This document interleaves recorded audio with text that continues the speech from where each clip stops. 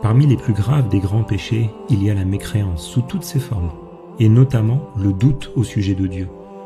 Que le doute concerne l'existence de Dieu, ou sa puissance, sa science, le fait que Dieu crée toutes choses, qu'il n'a aucune ressemblance avec les créatures, qu'il n'est pas localisé et ne change pas, ou autre, parmi les fondements de la croyance en Allah. Douter sur n'importe lequel de ces sujets est de la mécréance. La foi doit être catégorique. Donc la personne n'est pas croyante tant qu'elle est hésitante, d'un doute réel, pas une simple idée passagère. Elle doute réellement. Elle dit, est-ce que Dieu existe? Est-ce qu'il a pour attribut la science, la puissance? Dans ce cas, elle n'est pas musulmane.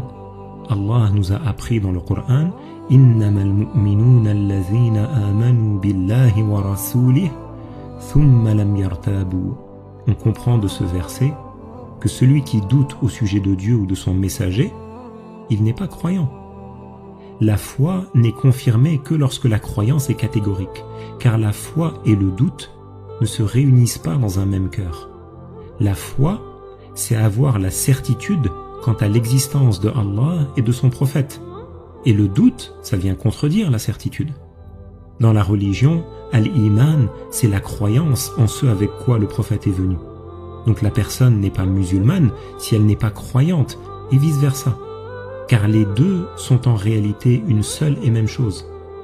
L'imam Abu Hanifa, le premier des 4 grands imams, a dit « Al-iman wal-islam huma ka-dhahri ma'al-batn » La foi et l'islam, la croyance et l'islam, ce sont comme les deux faces d'une même chose.